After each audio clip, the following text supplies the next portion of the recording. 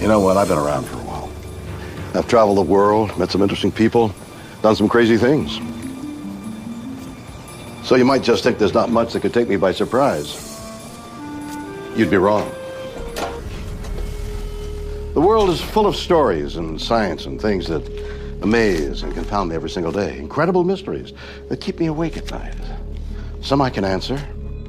Others just defy logic. Like in Death Valley, where rocks seem to be moving across the desert under their own steam. Is there an explanation? Or the strange, unexplained lights spotted in the mountains of North Carolina? Are they the ghosts of Native American warriors?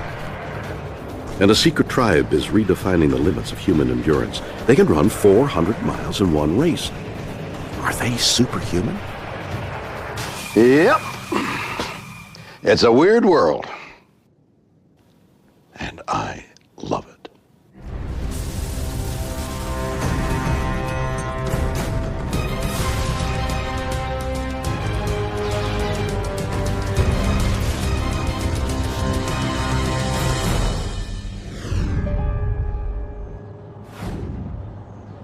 You know, there are some things that we all depend on that really don't get enough credit. I mean, where would we be without the humble rock? Think about it. The Earth's outer layer, the very ground under our feet, is made of rock. This was mankind's first technology. Since the Stone Age, the entire history of human advancement can be traced back to this little guy. We've used rock as tools, as material to build our civilizations. We've mined rock for the precious metals inside. Without rock, there would be no modern world. In short, rocks rock. Death Valley, California. Here, in a harsh, hot, and deadly terrain, mysterious natural forces are at work. Rocks appear to be moving around, totally independently, on perfectly flat ground. This strange and seemingly impossible phenomenon has defied explanation for more than 60 years. Now, Weird or What is going to put an incredible new theory to the test. The mystery unfolds 3,600 feet above sea level in a 3-mile-long dry lake bed known as the Racetrack Playa. Surrounded by mountains, the playa is home to hundreds of dolomite fragments, from tiny pebbles to 700-pound boulders, all of which cruise across this level surface in all directions, covering distances of up to a mile, leaving behind a telltale winding trail in the dirt. Park Ranger Bob Greenberg knows the rocks on his watch are moving around, but neither he nor anyone has ever actually seen it happen. Well, people have tried to stay out. The weather's too harsh. They can't deal with the high wind, 100-mile-an-hour wind plus. It gets pretty cold out there. One reason we know before we had today's technologies they moved, there was a study done where they actually went out and put pegs next to particular rocks, and they'd come out periodically and see if it had moved. But more recently, we've put video cameras out, and either the weather kills them or someone has taken them. But questions remain. How fast do they move? How often? How can supposedly inanimate objects be moving at all? Over the years, there have been plenty of wild theories, and Ranger Greenberg has heard them all. There's stories, why do the rocks move? I've heard leprechauns, which I find entertaining. Some people accuse the rangers of going out and pushing them around. But we don't do that, no. Yeah, I guess possibly someone could go out there and create a hoax, but they'd have to be pretty driven to do that. I think this is graffiti. Someone has made a figure 8, probably with this rock. And I'm going to guess this one's graffitied. Crazy explanations aside, there's no denying there's a genuine mystery afoot here. Stones that weigh anywhere from 7 to 700 pounds are sailing across a dry desert floor, and no one has ever seen it happen. Is that weird or what? So, what's going on here?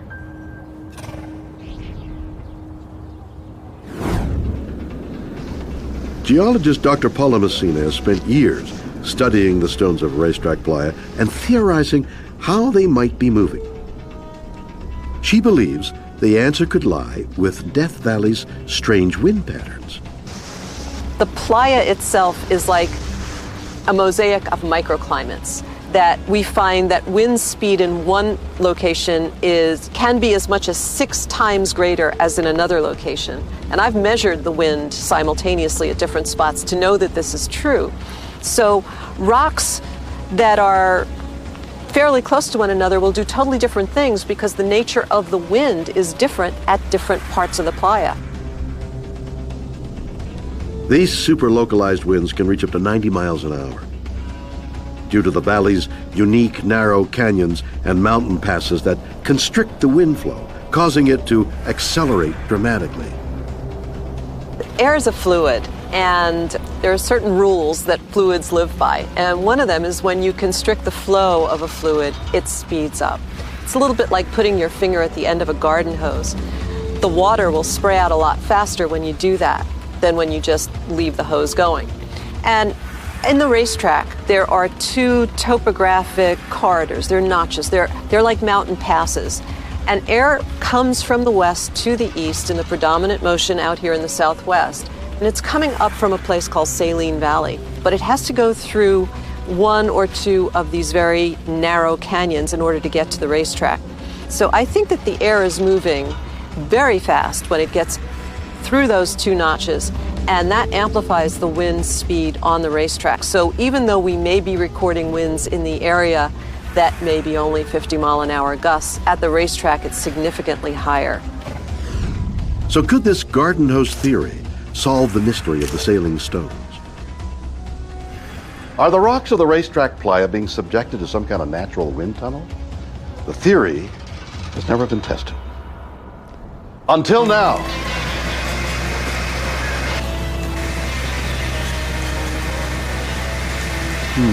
Okay. Maybe I should leave this to the professionals. Wow.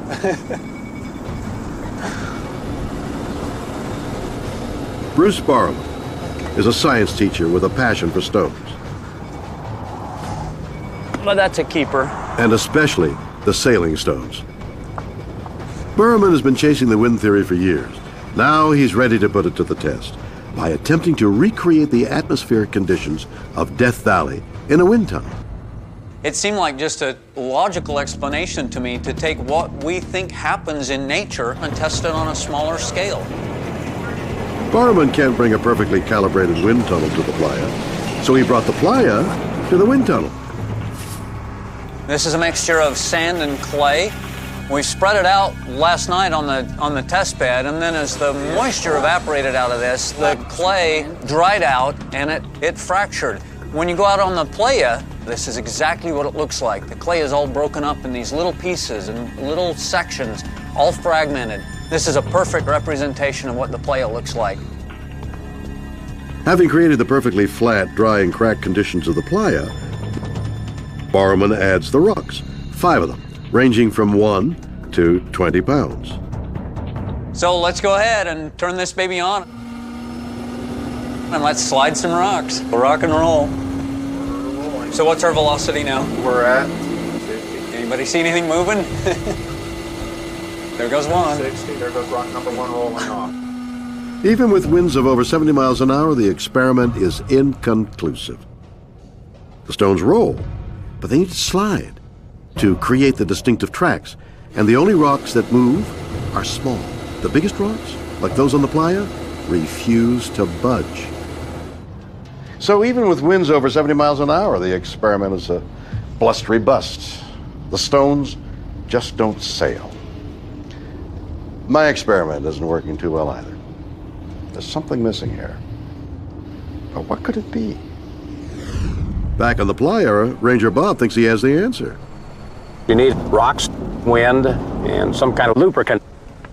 A dusty desert valley seemingly offers little in the way of lubricant, but when the seasons change, so does the playa. here we are in the winter, and the temperature is very cold. And in fact, it's been raining. So even though this place gets only about 2 inches of rain a year, we're seeing a significant event in terms of the weather in Death Valley right now. And with these rains, the usually dry lake bed becomes a shallow lake once again. So Borman brings in another variable, water. So what we're doing now is we've tried to simulate the flooding conditions on the playa. With a small amount of water, the stones begin to move. Look at rock 1. Yeah, there it goes. There goes 2. 2 is starting to slide. Yep. And so is 4. There goes 4. Yep. We got 2 and 4 to slide at 70 miles an hour. We've kind of peaked now. Even after adding water to the mix, the wind theory is looking doubtful. But in the most bizarre way, the extreme conditions in Death Valley could yet provide the answer. In winter, the playa's nighttime temperature drops from searing to freezing. Any water on the valley floor soon turns to ice. This fact, combined with an afternoon watching winter sports, may have led Dr. Messina to the answer. I saw curling for the first time in one of the Winter Olympics a few years ago. It was one of those eureka moments. I thought about the rocks. I thought about, gee, this is really interesting to see how little force it takes to get something to move when there's almost no friction. As a Canadian, I consider myself somewhat an authority on winter sports, so let's think about the marvelous mechanics of curling. A 40-pound granite rock is pushed down the ice at a target. The weight of the stone and the force applied melts just enough ice under the rock to reduce the friction to practically nothing, allowing the rock to skim across the ice at the nearest fork. So could the sailing stones of Death Valley be acting in a similar way? Could the science behind an Olympic sport explain this mystery?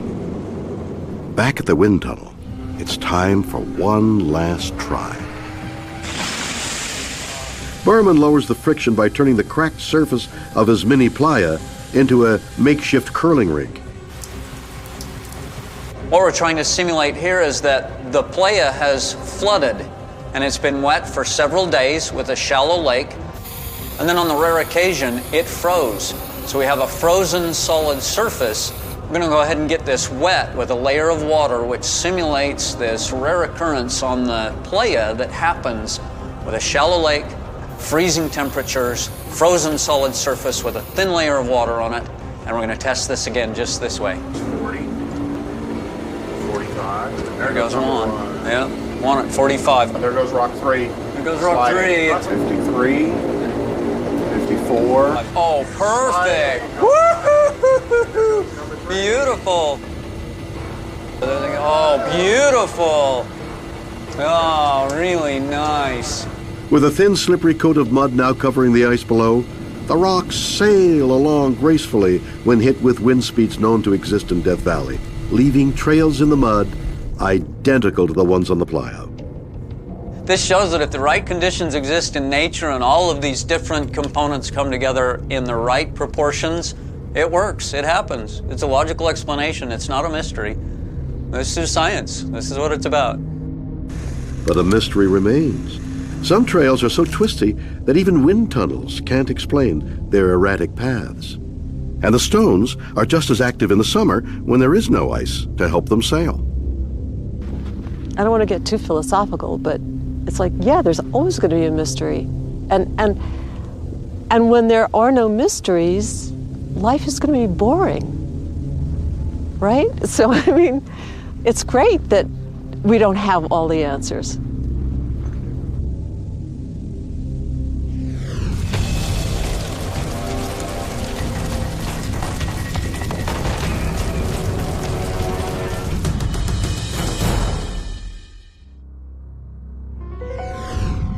Our planet is a truly mysterious place filled with many phenomena that we simply cannot explain.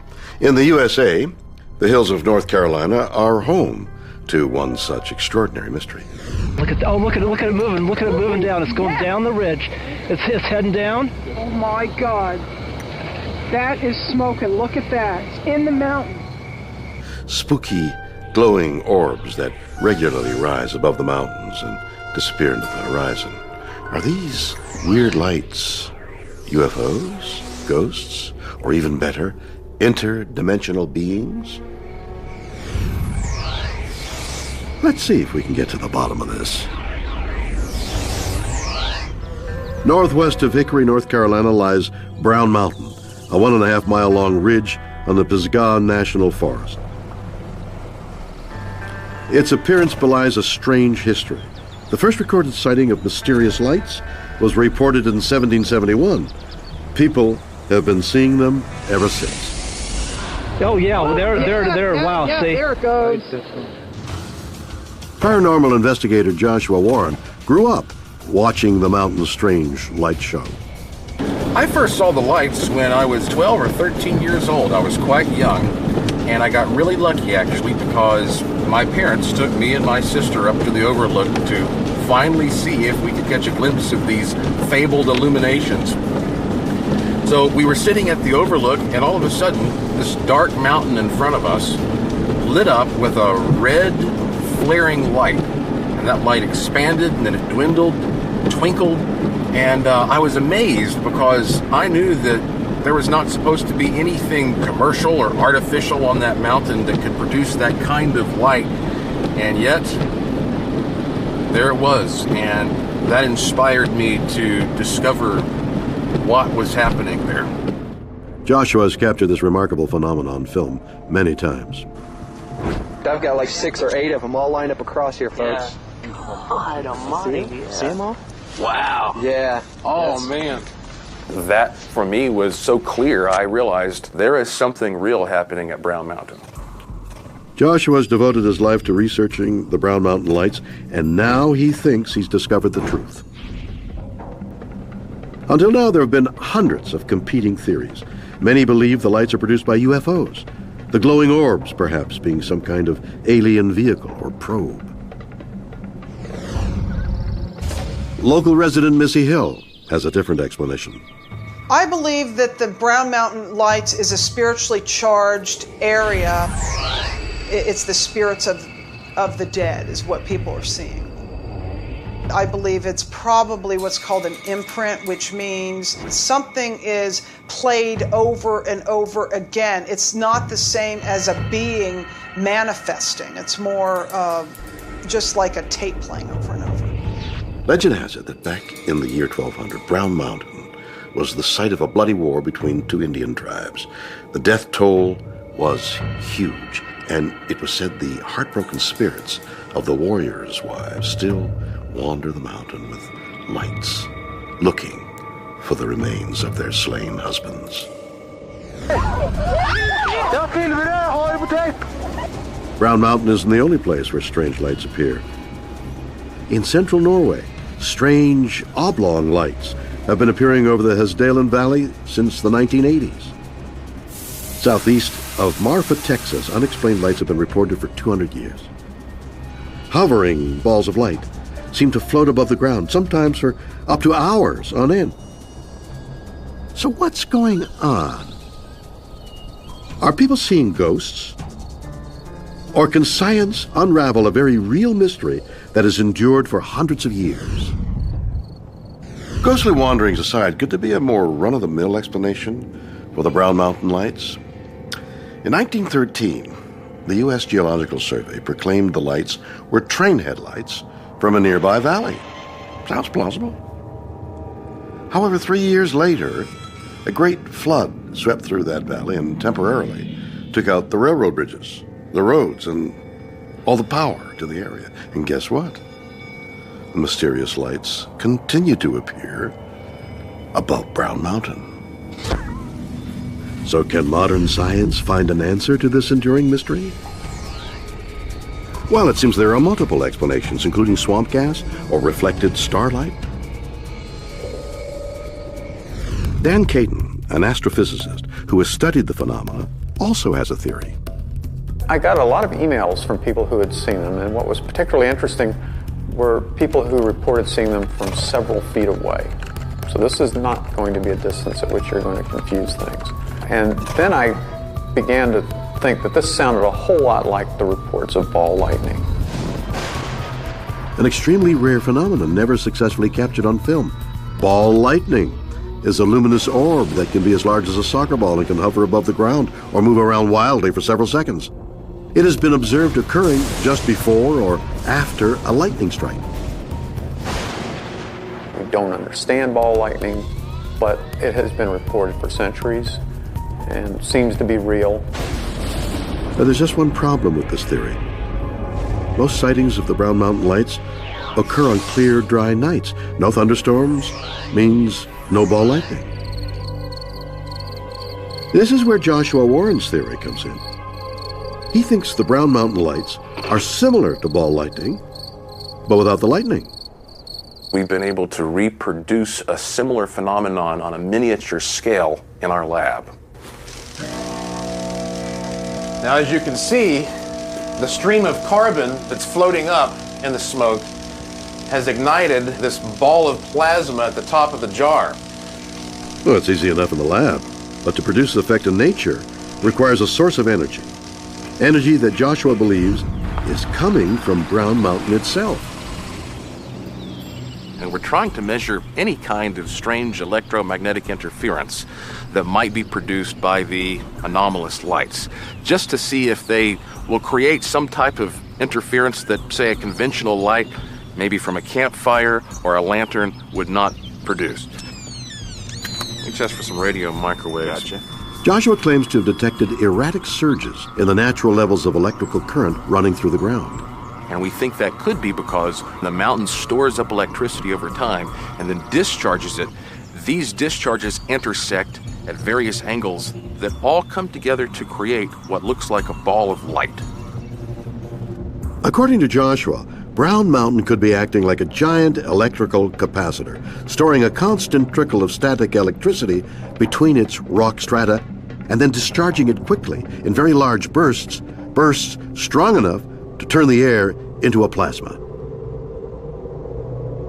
Plasma is a superexcited form of ionized gas that has released its electrons.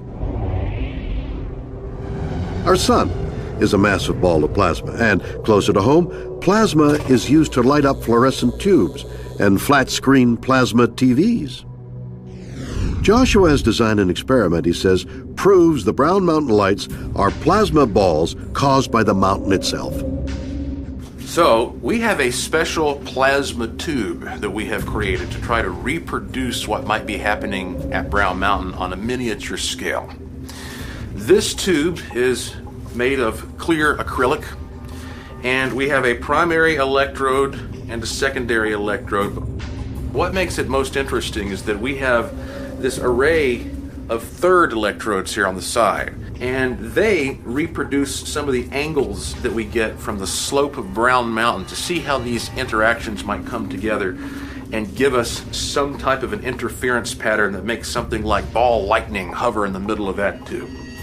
And so we have this hooked on a vacuum pump. The reason we've done that is because we cannot recreate the amount of voltage happening in Mother Nature at Brown Mountain. So to compensate for that, by taking some of the air out of here, the voltage we do have will become enhanced and act more like it would in nature at higher voltages. We have a DC power supply.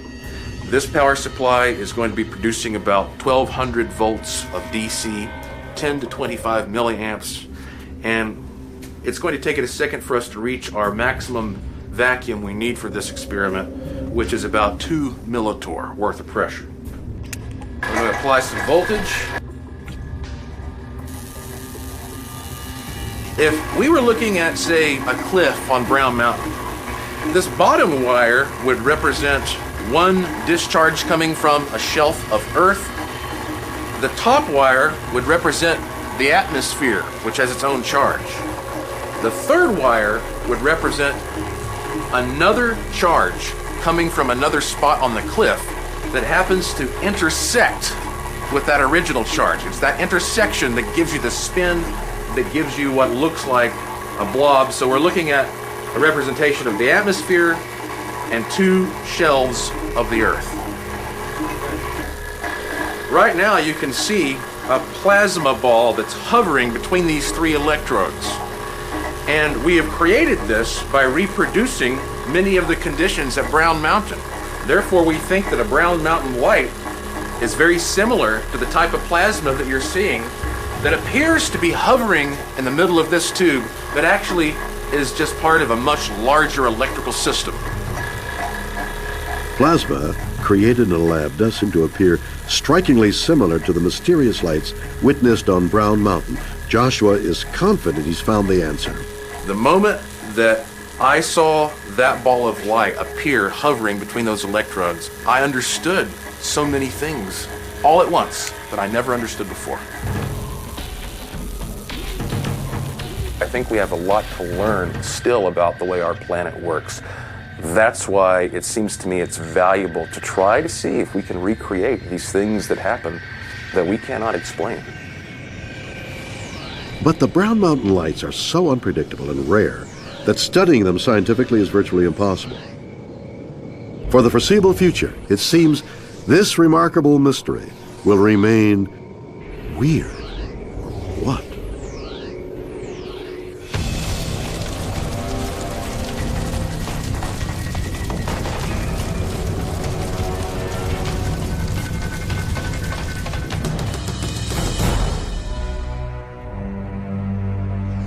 In the remote mountains of northern Mexico, a little-known tribe is redefining our knowledge of the limits of human endurance. They can run up to 435 miles, 16 times further than a marathon in just over 2 days. How could this be possible? Experts are attempting to uncover the secrets to their superhuman ability. Is it unique, or do we all have it? Finding the answer could change the future of medical science. Is that weird? Or what?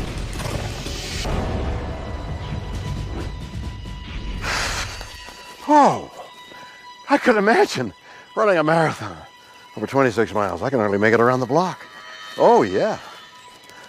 Today's elite marathon runners are quite an incredible bunch.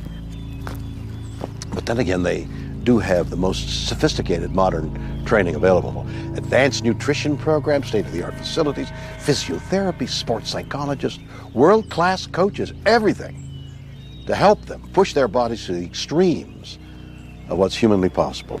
But what if I told you there's a mysterious and virtually unknown group of people who, with no formal training, can literally run circles around most Olympians? Completely normal men and women who can run the equivalent of not one, but 10 marathons back to back with a hangover. In the remote Sierra Madre Mountains of northwest Mexico lies Copper Canyon, a rugged region home to a tribe called the Tarahumara, or the Running People.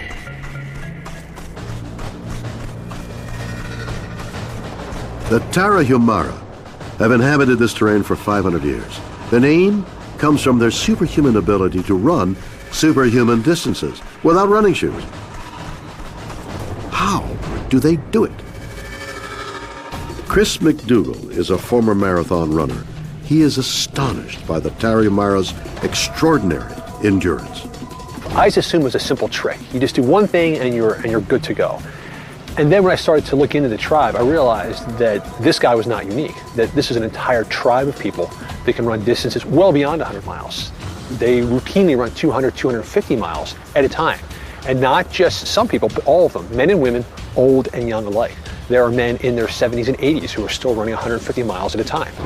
Remarkably, the tribe record for the single longest run is a staggering 435 miles in just over 48 hours. 435 miles is the equivalent of running from New York to Cleveland, Ohio. To run this distance over 16 times further than a marathon in one session defies belief. But even more remarkable is how they do it. Either barefoot or these thin homemade sandals made out of either deerskin, or whenever people like chuck old tires down in the canyons, they'll actually scamper out, salvage the tires, and cut them into sandals. So, men and women capable of feats of endurance that seem impossible, long-distance runners at the very pinnacle of athleticism. So now, this is the point in the story where I'm supposed to scratch my head and say, oh my, is that weird or what? How can the Tarahumara people be doing what they do? But perhaps the really weird thing, and the actual question to be asking here is, why can't the rest of us, normal folk, do what the Tarahumara do? I mean, why can't I run hundreds of miles at a time? What? To look for answers, let's talk to the experts. Sports nutritionist John Barati thinks that their remote environment plays an important role in their extraordinary ability. These individuals run as an integral part of their culture. They run for survival, they run for inter-village communication, and they run for sport. The Tarahumara live to run. They regularly compete in 200 or 300 mile races through rugged mountainous terrain. Delivering mail, they can run up to 500 miles in a week. So you can imagine if you lived in a culture where running was the only means of athletic expression, and you had to run for survival as well, you actually get pretty good at running. So how do the Tarahumara run these superhuman distances? Could diet be the answer? During a 26-mile race, an average marathon runner will burn around 2,600 calories. To endure this distance, their bodies need to consume large amounts of carbohydrates, like those found in sports drinks. Carbohydrates are stored as glycogen in the muscles and are gradually converted to energy. But on a 435-mile run, it's estimated, the Tarahumara can burn up to a staggering 43,000 calories. Where do they get this energy? Chris McDougall studied the Tarahumara diet. He was astonished at what he found. They drink like crazy, particularly at harvest time. They do a thing called tezguinadas, and tezguinadas are just full-on, anything goes, drink till you die raves. It actually serves a purpose. When you live in a culture where everyone relies on his or her neighbor, you can't afford to have grudges and resentments. So every once in a while, you need to sort of blow off steam and get it all out of your system. During harvest and before races, the Tarahumara consume large amounts of a corn beer called tesquino. Could this be the key to the extraordinary endurance of the Tarahumara? They actually may be increasing their hydration status and their glycogen status with this corn beer. It's very high in carbohydrate and the alcohol content is low. It's actually been estimated that it would take about 4 liters to get intoxicated using their corn beer or their corn beverage. So if you think about it, the amount of carbohydrates that would come with that and the amount of just simple fluid load would be very high. Amazingly, loading up on high-carb beer before a race may help the Tarahumara, but this alone can't explain their incredible long-distance abilities. So what is it then? What makes them so special? Well, apparently nothing. They just never stopped doing something that, once upon a time, we all did.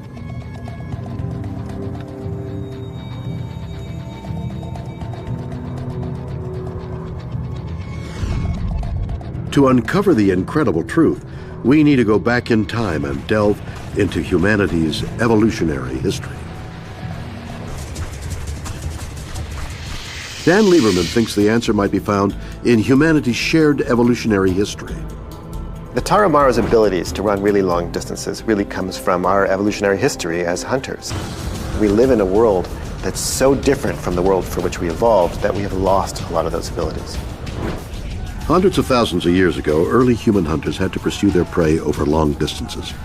They would literally chase the animals until they died of heat exhaustion. It's called persistence hunting and is still practiced by the Tarahumara today. What you do is you run at a speed that makes an animal gallop. Most quadrupeds, the way they cool down is by panting.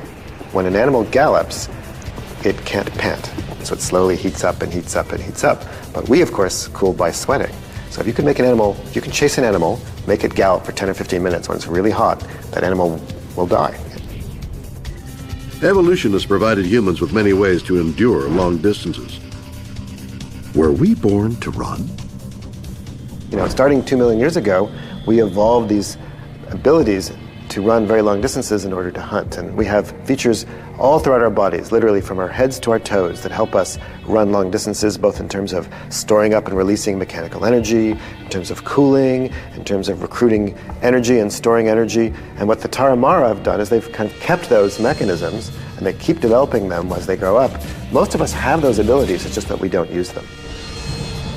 With little or no need for exercise, Dan believes our modern lifestyle is to blame. Why would you want to persistence hunt nowadays? I mean, we can go to our supermarket, we can buy our meat, fully packaged in a container with, wrap all over it. And in fact, for the last maybe 50 or 100,000 years, people probably didn't have to do that very much because of the invention of the bow and arrow. So this kind of hunting is probably very ancient and has become much less common probably over the last 20, 30, 40, 50,000 years. Nobody's exactly sure when. So it turns out that the Tarahumara are just doing what any of us was designed to do by evolution. Run. Our bodies were honed over hundreds of thousands of years to be the perfect long-distance endurance machine. But what use is having such a formidable tool if you don't know how to use it properly? You see, there is still one crucial thing that separates them from us: technique. When we started studying barefoot running and minimalist shoe running, we learned that there are some interesting aspects to the way that Tarahumara run that may be actually of some use to us. The Tarahumara don't use conventional running shoes. They run in thin, homemade sandals called huaraches, or they run completely barefoot. Could this be the answer to their superhuman abilities? Sports scientist Dr. Irene Davis suspects that because the Tarahumara run without shoes, they run differently than most modern marathon runners, and that this may be the key to their amazing endurance. It's time to put this theory to the test. We're going to start you up and we're going to have you walk just to kind of get you warmed up, and then we'll break it into a run. And I want you to just land your natural type of a landing. We're going to collect some data with you running naturally. Wearing running shoes, the test subject lands on his heel first, then the rest of the foot connects. In runner's terms, this is called a heel strike, and it's long been considered the ideal running style. But the experiment's results offer a different perspective. This is a skeleton depiction of you running. Okay. And that red arrow is actually the ground reaction force as it goes through your heel and through your foot and actually up through your center of mass. Over here on this graph, what you're seeing is this is the ground reaction force as you land. What's interesting about this is that you've got a very distinct impact peak. This impact is the area that we think might be related to injury. Okay. Okay, so you can see that with each foot strike, you get this impact peak. Okay. Okay? The tests suggest that when we run in shoes, there is more impact on our legs and feet, increasing our chance of injury. And that's because the extra support running shoes provides actually prevent our muscles from doing their job properly. The shoes are over-supportive, then the muscles aren't working so hard. And if the muscles become weak, then you're going to have a greater tendency to get injured as well. But is there a difference when the subject runs in bare feet? So Jason, are you thinking about the way that you're landing, or are you just letting your feet land the way they want to naturally land? I'm letting my feet naturally land the way they want to land. I feel I'm definitely landing more midfoot, forefoot. I mean, there's definitely less impact. Now what we're looking at you running barefoot, you can see that you're not landing so much on your heel. Do you see that you have a less distinct impact peak? I think it's crazy that how much the force, the impact, how much less impact there was. In the end, it seems that Tarahumara's secret isn't a secret at all. It's their birthright.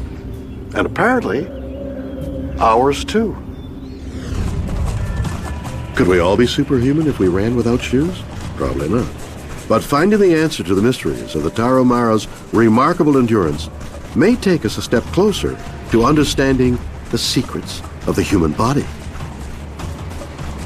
I think there's an enormous amount that we can learn from people like the Tarahumara because they teach us about how our bodies were designed to function. They teach us about basic human capabilities, right? We still think it's extraordinary that they can run so far. But actually what they teach us is that it's actually normal that we can run so far.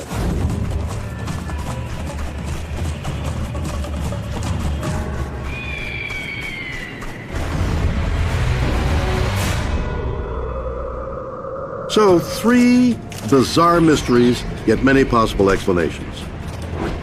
Spookiness in Death Valley. Rocks and stones moving around the flat desert floor without human or animal intervention. But how? An elaborate hoax? Aliens? Or are these rocks just acting like natural curling stones? Mysterious lights spotted for hundreds of years on a U.S. mountain. Are they the spirits of long-dead Native Americans? Are they simply campfires? Or is the mountain itself conjuring a fantastic natural phenomenon? In Mexico, a remote tribe capable of running hundreds of miles at a time. How can this be possible? Is it their diet, their choice of footwear? Or are the Tarahumara simply doing what all our early ancestors did? Were humans born to run? You decide. Join me next time for more stories that will undoubtedly be weird or what?